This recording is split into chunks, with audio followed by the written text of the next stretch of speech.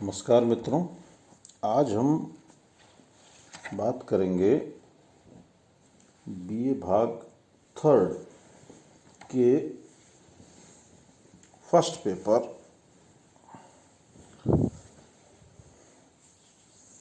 सामाजिक विचारक में मैक्स वेबर का एक नेक्स्ट और महत्वपूर्ण सिद्धांत नौकरशाही की कि नौकरशाही को वेबर किस रूप में परिभाषित करते हैं।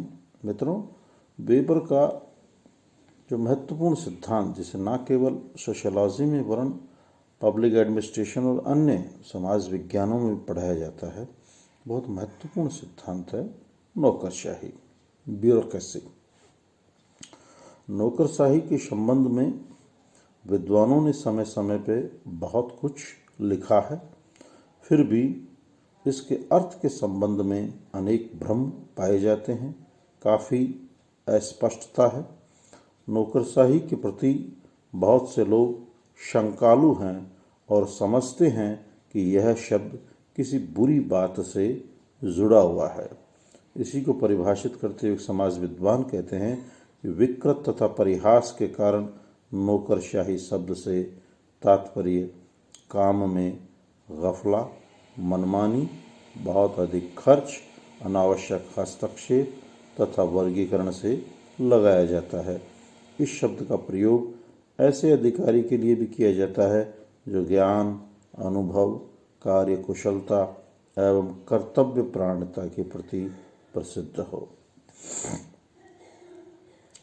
प्राचीन मिस्र, रोम, चीन, एशिया और यूरोप के कई देशों एवं मौर्य साम्राज्य में भी राजा महाराजाओं की शासन पद्धति किसी न किसी नौकरशाही पद्धति के द्वारा संचालित होती थी।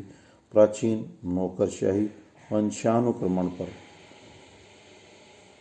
आधारित थी। इसमें अधिकारियों के न तो कोई कानूनी अधिकार थे और न ही आर्थिक सुरक्षा। इस प्रकार की नौकरशाही मनमाने ढंग से चलाई जाती थी। नौकरशाही प्रारंभ से ही सरकार से जुड़ी रही। जब हम कहते हैं कि सरकार में नौकरशाही हावी है, तो इसका तात्पर्य है कि सरकार में लाल फीताशाही, रेड टैप सिस्टम एवं भ्रष्टाचार व्याप्त है। औद्योगिक क्रांति के बाद बड़े बड़े उद्योगों का संचालन भी नौकरशाही संगठन एवं नियमों के आधार पर होने लगा। इस प्रकार की नौकरशाही अनिवार्य रूप से गैर सरकारी है। आधुनिक नौकरशाही प्रजातंत्रीय व्यवस्था का भी अभिन्न अंग बन गई है। आज सरकार, उद्योग एवं शिक्षा सभी क्षेत्रों में नौकरशाही का वर्चस्व बढ़ता जा रहा है। विकास के साथ साथ नौकरशाही तंत्र का विस्तार भी हुआ है। आज दुनिया भर में बहुत अधिक लोग अधिकारी तंत्र में नौकरी पाते हैं। यह तंत्र अपने कर्मचारियों को एक विशिष्ट संस्कृति और जीवन शैली की ओर अभिप्रेरित करता है। मैक्स वेबर ने नौकरशाही का आदर्श प्रारूप, आइडियल टाइप, ये भी मैक्स वेबर की एक महत्वपूर्ण समाजशास्त्रीय अवधारणा है। आइडियल टाइप पूछा भी जाता है कि आइडियल टाइप की अवधारणा किसने दी? मैक्स वेबर ने। 19वीं शताब्दी में नौकरशाही पर अनेक विद्वानों ने अपने अपने विचार व्यक्त किए हैं, किंतु वेबर ने नौकरशाही की विशेषताओं, उत्पत्ति एवं कार्यों पर सुव्यवस्थित विचार व्यक्त किए हैं। वेबर ने आधुनिक प्रशासनिक व्यवस्था एवं पूंजीवादी अर्थव्यवस्था में नौकरशाही को अत्यंत महत्वपूर्ण व्यवस्था के रूप में स्वीकार किया है। नौकरशाही पर वेबर अपने अध्ययन को बहुत गहन मानते हैं। नौकरशाही पर वेबर का अध्ययन बहुत ही महत्वपूर्ण एवं गहनतापूर्वक माना जाता है। नौकरशाही प्रशासन का एक ऐसा तरीका है जिसमें कार्यों का स्पष्ट रूप से विभेदीकरण पाया जाता है। इसमें विशिष्ट योग्यता के आधार पर सुनिश्चित प्रविधि द्वारा व्यक्तियों का चुनाव किया जाता है। विभिन्न पदों पर उन्हें आसीन किया जाता है और प्रत्येक पद से संबंधित निर्धारित भूमिका उन्हें निभानी होती है। विभिन्न पदों में एक संस्तरण अर्थात उतार चढ़ाव की एक प्रणाली पाई जाती है। नौकरशाही से संबंधित सभी अधिकारी अपने दायित्वों का निर्वहन सामान्य नियमों के अंतर्गत रहते हुए करते हैं। नौकरशाही का संचालन जन्मजात लक्षणों के आधार पर नहीं किया जाता, वरन उसका आधार विशेषीकरण है। अगर नौकरशाही शब्द की अगर हम उत्पत्ति की बात करें तो अंग्रेजी का ब्यूरोक्रेसी शब्द फ्रांसीसी शब्द ब्यूरो से बना है, जिसका तात्पर्य है मेज या डेस्क। मेज होती है ना, टेबल कुर्सी, मेज या डेस्क। फाइनर ने इसी कारण नौकरशाही को मेज प्रशासन, डेस्क गवर्नमेंट कहा है। ब्यूरो का एक अर्थ पद या पद स्थान भी है। सामान्यतः नौकरशाही का अर्थ होता है अधिकारियों का शासन। अंग्रेजी के ब्यूरोक्रेसी शब्द का हिंदी अनुवाद कर्मचारी तंत्र, नौकरशाही, अधिकारी तंत्र के रूप में भी किया गया है।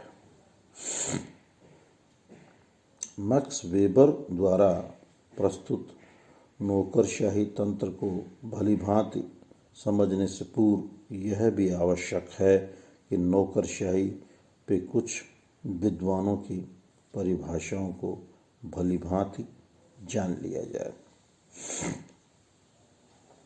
कोजर और रोजनबर्ग अपनी पुस्तक सोशियोलॉजिकल थियरी में नौकरशाही को परिभाषित करते हुए कहते हैं कि नौकरशाही को एक ऐसे संस्थानात्मक संगठन के रूप में परिभाषित किया जा सकता है जिसका निर्माण बड़े पैमाने पर प्रशासनिक कार्यों को तार्किक रूप से पूरा करने के लिए अनेक व्यक्तियों के कार्यों को समायोजित करने के उद्देश्य से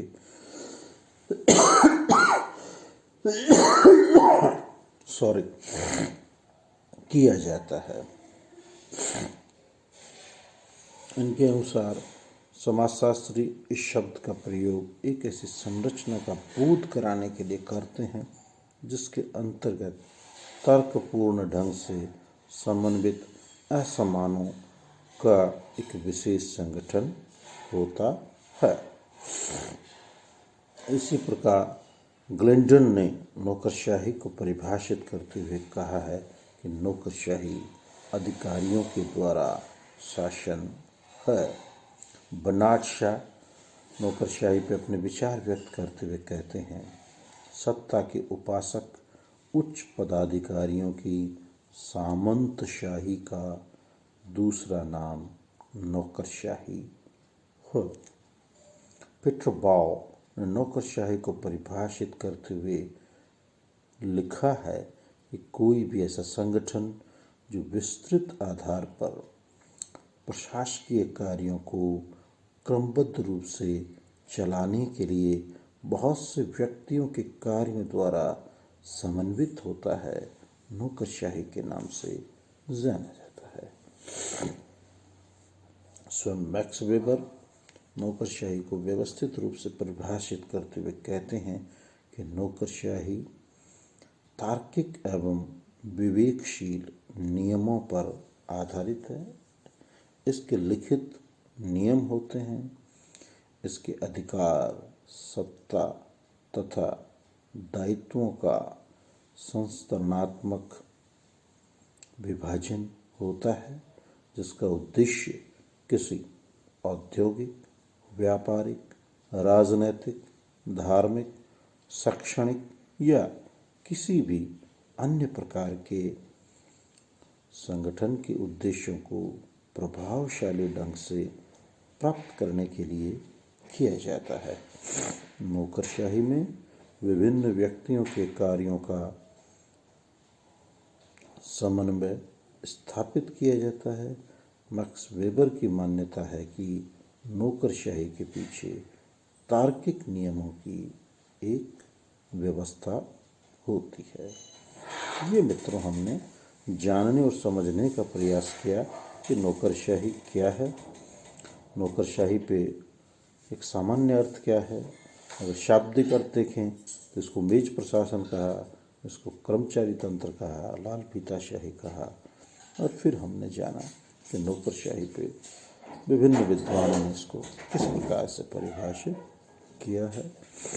अब मैं अपने अगले वीडियो में आपसे नौकरशाही की विशेषताओं पे गहनतापूर्वक चर्चा करूँगा।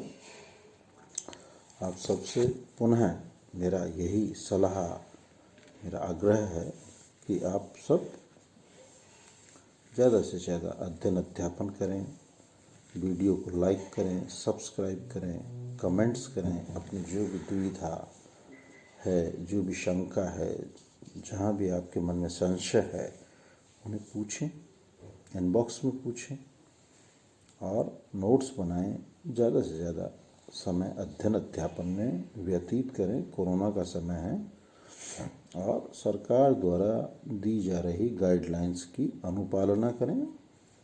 स्वस्थ रहें, प्रसन्नचित्त रहें। इन्हीं शुभकामनाओं के साथ सुप्रभात, गुड मॉर्निंग।